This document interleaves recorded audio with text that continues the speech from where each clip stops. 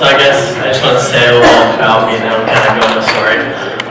First of all, I hate speaking in front of people. I want to be a teacher, so I don't know how it's going to work out. It's going to. So if I get bright red rolled up here, it's normal. It happens every time. But I guess, I don't know, God's been laying a lot of stuff on my heart kind of tonight. Like, I don't know what it's like to listen to God when He tells me to go do something. And I've kind of been sitting in the back thinking about a whole bunch of stuff that I could talk about, and I feel like God's telling me to say it. So, and I guess it all kind of revolves around prayer. For me, I hate letting people know that I deal with issues, that I have problems. So usually, like, when people come talk to me, I can be having the worst day. They say, "Oh, hey, how's it going? I'm good. I'm fine." I don't like to let people know anything. But I guess I'm trying to think. Before the end of last term, like, I started just struggling with some, I don't know, I guess worldly temptations is how I would classify it. I really felt God telling me, you need to tell somebody and you need to get prayer for it. And basically, like, I got visions of, like, God, like, basically it was a wall, like, asking guys, like, confessing to guys that I had a problem, and us together praying and breaking down this wall. So I saw that, I kind of had that for a while, and then, a week ago, I finally decided to get the courage, and I texted Kirk and Andrew, and I was just like, hey, can you meet me up in the prayer room? So they had no idea what was going on, but I guess what I'm trying to say is don't be afraid to call out to your brothers and sisters in Christ for prayer, because I'm not saying like all the temptation's gone, but now it's like, yeah, it doesn't matter, I can push right past it. It's no big deal anymore. So yeah, like, this is a rare situation, what we have here. Like, I've never known a sense of community like we have here. Like, I feel like I can go and talk to anybody here and ask for prayer, and it's no big deal. Like, everyone's got my back. I got you guys' back. I guess the second thing, for those of you who weren't here last year, like, so the one night I decided to skip Bible study because I was having a bad week. I wanted to go ski. I ended up having a huge injury. It was kind of funny, really, because I was supposed to play worship that week, and I was just having a terrible week. And some of my friends from Salem were like, "Hey, let's go skiing." So I was like, "Yeah, that's a good way for me to get out, release all my anger, everything that's going on right now." So I texted us, and I'm like, "Hey, can you get by without me?" He's like, "Yeah, no problem." So I decided to go skiing. Well, 45 minutes into it, I don't really know what happened. I landed on my head and knocked myself out. Let's see. So yeah, they brought me into the on-mountain clinic there and immediately called for a helicopter to fly me off the mountain. But unfortunately, they couldn't fly it because of the snow. Basically, they thought my brain was bleeding and wanted to get me to a hospital as soon as possible. So basically, when I got back to the ambulance, I texted Dustin, who from what I hear, was playing worship at the time, but he had his phone for time worship. He always has it up there. But he saw my text, and it was just like, "Hey, I'm going off the mountain ambulance, keeping your prayers." And from what I heard, like, he just, like, prayer happened. And so I got to the hospital, and I was cleared, like, immediately. Basically,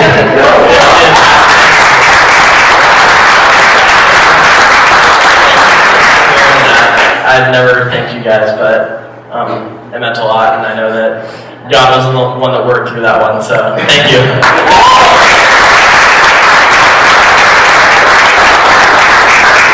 Hey guys, I'm Sierra. I normally don't come up and talk in front of people by my choice, but this whole school year, God has really been telling me to step out and to be bold and tell people about my faith, and so I think right now He wants me to encourage you guys to do the same thing. And not just, step out and say, "Hey, do you know Jesus?" to just everybody you talk to, but also, like, step towards Him. Like how Mackenzie was talking about how, like, God will follow you, but He wants you to turn around and face Him. And right now, with the example that Stephen was giving, like, all the little candles, and with everything that has been said tonight, since I'm probably one of the last people up here, I just want to encourage you guys to, like, take that fire and not let it burn out, and, like, go and light other candles, not just ones that have burned out. Public speaking, so we're going to see how this goes. But a few weeks ago, Taylor and was like, hey, let's meet. And I'm like, I don't even remember your name. But I wasn't going to tell her that. So I was like, okay, let's meet and stuff. And we went through the meeting, and next thing I know, I'm telling her my complete testimony. And my testimony is not one that I share. Hardly anybody knows anything about me. I come from a past that I try to suppress. And here I am, just completely opening up to this girl I don't even know her name.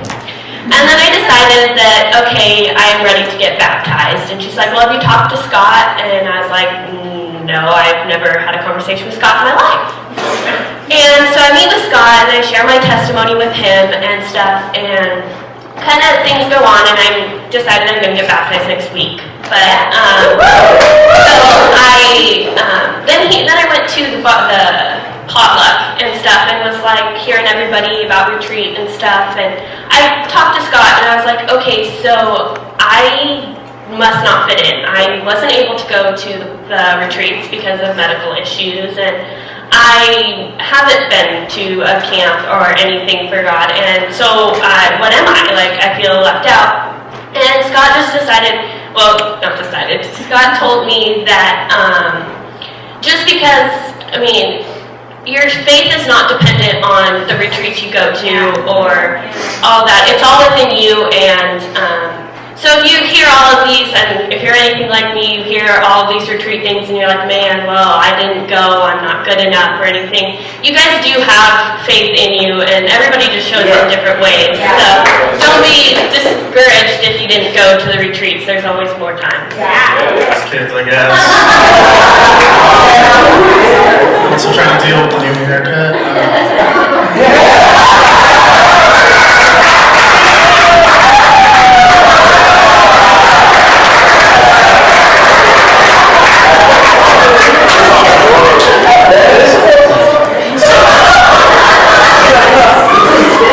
So, I'm transferred from Southern Oregon, and I came up here. Western really wasn't my thing. I'm a small town farm kid, Otis. I don't bet anyone knows where that is. So I came up here and I was like, Western's not really my thing. I was in Southern, I was playing football. I was like, that's what I'm about. And I was raised in the Catholic Church, so this is really weird for me.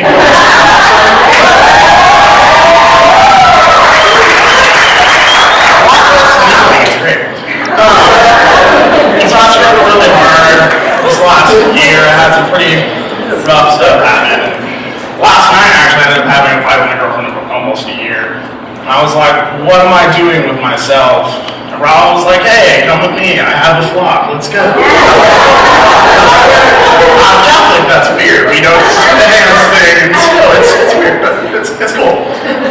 So I came up here tonight, and I was like, we don't sing, we don't do that. Like you sing the Latin, that's not right? And I came up here, and we started singing, and that stuff's amazing, by the way. And it just, after the first 30 seconds, Raul said something to me today, after showing me that agony, but he was like, you can't wade in, you just have to do it. You have to jump full force, you can't have any hesitations. I went, okay, well, no, my granddad's not here. Let's keep it that way. And so I just want to thank you guys so much for kind of opening it up and helping me out with this, because you guys are just awesome. You guys look great, by the way. It's really nice. I haven't seen this side of the church. You guys, seeing your smiling faces is very reassuring, so I appreciate that. And I hope it's legit happiness. My name is Stephanie. Did I say that? Yeah, I'm Stephanie. Stephanie Stuckey. It's easier to remember. That's my name. Well, I've been sitting in my chair thinking about, gosh, I want to share. And I feel on my heart, I didn't know what to say, but I'm just going to go with it, so stay with me here. I did not grow up in a church family home or anything, but I wasn't a troubled kid necessarily, but my parents got divorced when I was 7 years old, and so I just grew up kind of things were just not the norm as I thought, sitcom TV show, Ask Kid, y'all know what I'm talking about. But so I just kind of grew up not sad, but just kind of what is going on. And my mom had, I have an older sister and a younger sister, and my mom had custody of us, and we lived in an apartment for a while, and I moved around a lot. I went to 3 different elementary schools and 2 different high schools, and my mom got remarried to this guy, and he wasn't a very nice guy, and so it was really hard. And when she decided to leave him, it put us in a really bad financial situation. By my freshman year of high school, we didn't have a lot of money, and I would come home and the lights would be out. I wouldn't have anything to eat. I was on reduced lunch, so I paid like 40 cents for lunch, and all my friends were like, oh yeah, the lunch costs like $3, but whatever, and I would just be like, yeah, that's cool. It was hard because, it's obvious, look at me, I'm kind of different. I have green eyes, light skin, curly hair, whatever, but I went to a school with all of these white people, which is fine, okay, I'm not hating it, but it was just, I was just kind of I didn't belong, I didn't wear my hair like this. I straightened my hair and I killed it. I was just I gotta look like everybody else. I hid it behind everybody, and I would walk around and embarrassed of who I was. And I didn't like who I saw in the mirror, and I was just I felt like I was just this poor kid that was ugly, and I was just so different. And I tried to blend in, but then I realized that I'm not supposed to blend in. I'm supposed to do something else. And gosh, sorry. My sophomore year of high school, my younger sister and I decided to come move with my dad in Tacoma, Washington, and which was a really good move and a great new place to go. And I kind of lost myself a little bit because I was like, who am I? What am I doing? And I thought that having a boyfriend, a little something, I thought that would put some meaning into my life, and I was desperately wanting a boyfriend, please. And that was my first prayer that I made to God. I was like, God, please give me a boyfriend so I can be cool and have someone to hug or whatever, I didn't do anything, I didn't hold hands with a boy before, so I was like, ooh, I want to do that. So then I ended up having this huge crush on the senior, and I'm a sophomore, I'm 16, whatever, he's not gonna, like me. But he ended up asking me to prom, and I died. I was just oh my god. And I was so excited and everything's wrong. I'll get to the point, sorry. But we ended up dating, and I fell in love with the guy. But the thing was that once I got what I prayed for, I forgot who gave me what I prayed for. So I just kind of thanks God, bye. I'm gonna live my full life with my boyfriend, yeah. And about 11 months into our relationship, I got out of the blue phone call, and we broke it off. And I was lost. I walked around I couldn't handle it. I was so sad. People are like, are you okay? Do you need to go to the hospital? People thought I was sick, and I was like, no. I was just sad, and I was so sad, and I was mad. I was mad at God because I was I did what I was supposed to do. I prayed, and I prayed, and I was I closed my eyes, put my hands together at nighttime, and I prayed, and I got it. And how dare you take that away from me? Because the relationship with my mom is not the greatest, and so I didn't have that mom to be oh mom, this is sad. So, and I didn't have that boyfriend that I got. I was just what am I supposed to do? And I was so angry. But then I realized I started going to church, and I just realized a lot of things forgiveness and God's grace, and I had no idea. I had no idea. Just think about it for a second. God's love. And I'm just why? Whatever. Because, and I realized I have to love myself. I have to be brave and be proud of who I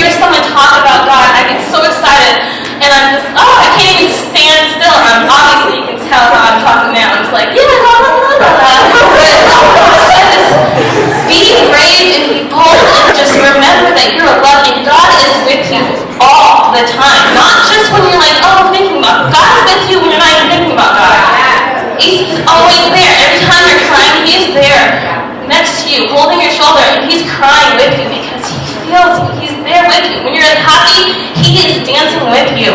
And just embrace that and don't forget it and share it with everybody that you meet. So yeah, last year.